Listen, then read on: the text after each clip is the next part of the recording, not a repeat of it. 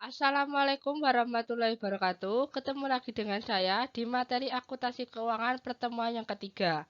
Kali ini kita akan membahas masalah tentang penghapusan piutang.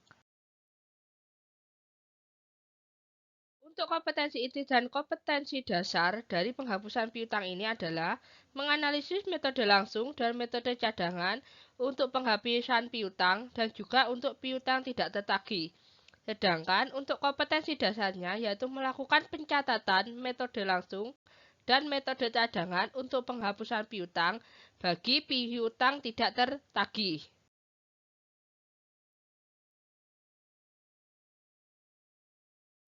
Sedangkan indikator atau materi yang akan nantinya saya sampaikan dalam materi penghapusan piutang ini adalah mengidentifikasi penghapusan piutang, menguraikan penghapusan piutang metode langsung dan tidak langsung, dan juga mencatat piutang tak tertagih serta kerugiannya. Sedangkan untuk yang 4.2 atau mengidentifikasi penghapusan piutang, membuat penghapusan piutang metode langsung dan tidak langsung, serta membuat piutang tak tertagih serta kerugiannya.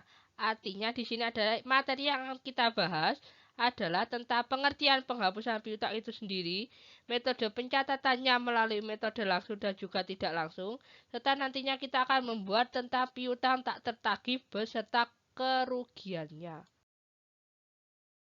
Untuk pengertian penghapusan piutang, menurut PSAK atau sesuai dengan ketentuan akuntansi umum tentang piutang, nilai piutang yang terdapat dalam neraca adalah sebesar piutang yang jatuh tempo dikurangi dengan jumlah yang tidak dapat ditagih.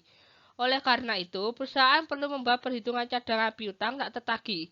Sedangkan untuk piutang yang dihapuskan berdasarkan keputusan Kepala Bagian Keuangan setelah dinyatakan tidak mungkin dapat ditagih berdasarkan alasan yang sudah diverifikasi.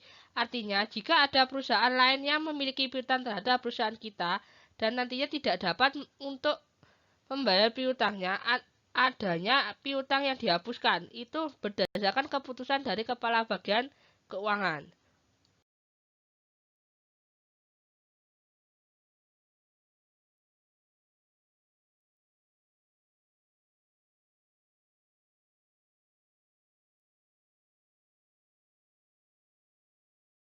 Setelah disetujui oleh Kepala Bagian Keuangan, penghapusan piutang akan tercatat menjadi 4 bagian. Untuk yang pertama, yaitu bagian kartu piutang. Nantinya akan dicatat di dalam kartu piutang itu sendiri. Untuk yang kedua, dicatat di bagian jurnal. Maksudnya, penghapusan piutang akan dicatat dalam jurnal umum. Sedangkan yang ketiga adalah di bagian kredit. Nantinya pencatatan penghapusan piutang akan dibuat arsip sendiri. Untuk yang keempat adalah arsip dari Kepala Bagian Keuangan tersebut.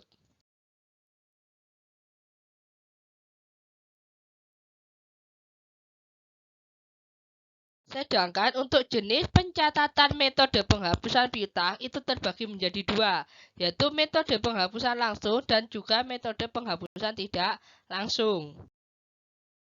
Berikut adalah contoh jurnal atau metode pencatatan dalam penghapusan piutang.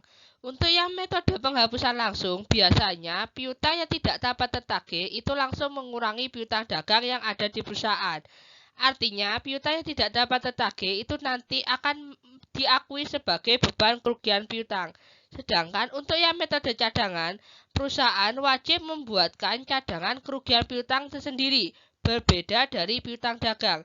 Nantinya, piutang tidak dapat tertagih akan diakui sebagai beban kerugian piutang, tetapi mengurangi cadangan kerugian piutang, bukan mengurangi dari dana piutang itu sendiri.